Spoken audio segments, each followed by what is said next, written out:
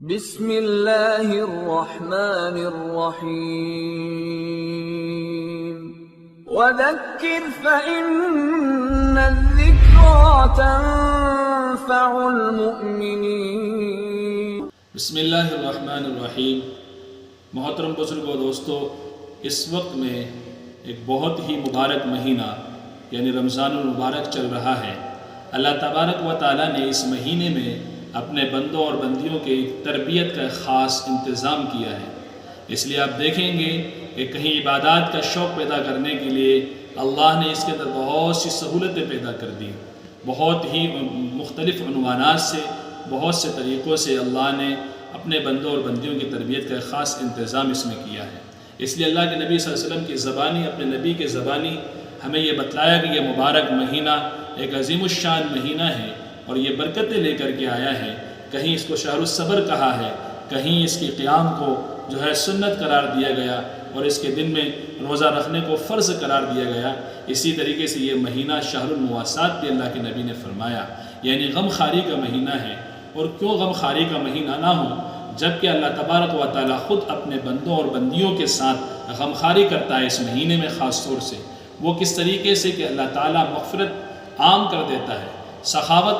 کو اور جو ہے بڑھا دیتا ہے، رزق کے دروازے کھول دیتا ہے، شیطان مردود کو جو ہے قید کر دیتا ہے، گناہوں کے مواقع ختم کر دیتا ہے، اور اس اعتبار سے اللہ اپنے بندوں اور بندیوں کے ساتھ غمخواری کر رہا ہے۔ ایک عملی پیغام ہے اللہ کی طرف سے اپنے بندوں کو کہ وہ دنیا کے اندر بھی آپس میں ایک دوسرے کے ساتھ غمخواری کریں، ایک دوسرے کے درد کو بانٹیں، ایک دوسرے کی تکلیف کو سمجھیں، زمین پر اتر کر کے کام کریں۔ لوگ اگر کوئی بیمار ہے تو اس کی عیادت کو جائیں، جس طریقے سے ہم شادیوں میں جو ہدیہ اور تحائف لے کر جاتے ہیں، ہم کسی بیمار کے گھر جائیں تو کچھ ہدیہ اور تحفہ لے کر کے جائیں، اس کی ضرورت کو خفیہ طریقے پہ سمجھ کر اس کی فوری ضرورت کا انتظام کریں۔ اگر رمضان میں کوئی نیک صالح مزدور ہے اس کی مزدوری کا بوجھ ہلکا کر دیں۔ اگر ہمارے بس میں اور ہم سے بن پڑے تو ہم اس کی ایک دن کی مزدوری دے کر کے اسے روزے کے موقع فراہم کریں۔ اور اگر ہم ایک اچھی پوزیشن والے اور ہمارے کچھ نوکر کام کرتے ہیں تو ہم ان کے بوجھ کو ہلکا کر دیں اور ان کو روزہ رکھنے کا اور عبادت کرنے کا موقع ہے۔ یہ بھی ایک عبادت کا ایک حصہ ہے۔ اس لیے جب حضرت اللہ کے نبی صلی اللہ علیہ وسلم ابتدائی وحی میں بہت پریشان ہوئے اور آپ نے کہا زملونی زملونی، تو حضرت خدیجہ رضی اللہ عنہ نے فرمایا واللہ لا یخزیک اللہ ابدا، اے نبی صلی اللہ علیہ وسلم میرے سرتاج، اللہ آپ کو ضائع اور آپ کو ذلیل نہیں کریں گے، اس لیے کہ آپ تو صلہ رحمی کرنے والے ہیں، اس لیے کہ آپ تو مظلوم کی مدد کرنے والے ہیں، اس لیے کہ آپ تو کمزور کا سہارا بننے والے ہیں، اس لیے کہ آپ تو مصیبت زدہ کو سہارا دیتے ہیں، آپ تو ہر وقت ہر تکلیف والے کی اور ہر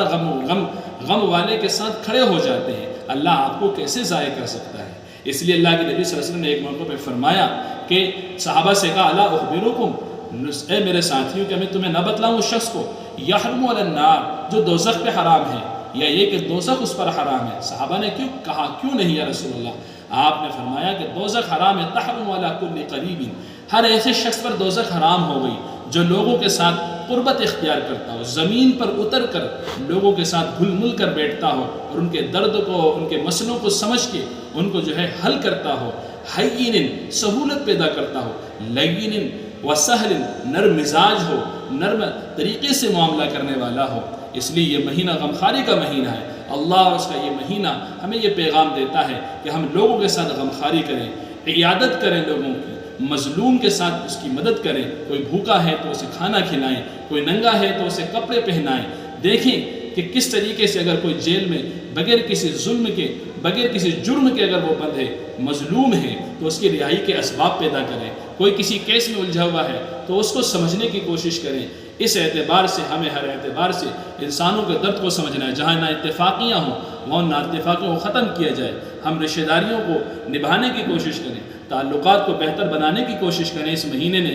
ہمیں یہ پیغام دیا، آقا کی حدیث ہے شہر المواسات، یہ غمخواری کا مہینہ ہے۔ اس لیے شاعر بھی کہتا ہے درد دل کے واسطے پیدا کیا انسان کو، ورنہ طاعت کے لیے کچھ کم نہ تھے کر و بیان، کہ اگر انسان کے دل میں درد ہی نہ ہوتا تو پھر اس کا دنیا میں آنے کا کوئی مطلب ہی نہیں تھا۔ تکلیف اگر وہ ایک دوسرے کی تکلیف کو نہ سمجھے اور وہ بہت بڑا بزرگ اور اللہ والا بنے تو میں سمجھتا ہوں وہ مومن کامل نہیں ہو سکتا۔ صحابہ کی صفات ہے یؤثرون علی انفسہم، کہ وہ اپنے آپ پر دوسروں کو ترجیح دیتے ہیں، وَلَوْ كَانَ بِهِمْ خَصَاصَةٌ، اگرچہ ان کو وہ فاقہ ہی کیوں نہ کر لے، یہ صحابہ کی شان ہے، ایمان والوں کی شان بیان کی ہے۔ اس لیے مسلمان مومن کامل اور مسلمان کامل اور مکمل وہ ہوگا جو اللہ کی عبادت کے ساتھ اور روزے اور نمازوں کی ادائیگی کے ساتھ بھی زمین پر اتر کر لوگوں کے درد کو، غم کو ہر اعتبار سے اور ہر پہلو سے سمجھے اور ان کے غم کو شیئر کرے اور بانٹے اور اس میں جو ہے ان کی تکلیف میں کھڑا رہے۔ یہ اللہ اور اس کا یہ مہینہ ہمیں یہ پیغام دے رہا ہے نبی صلی اللہ علیہ وسلم کے زبانی کہ شہر المواسات ہے،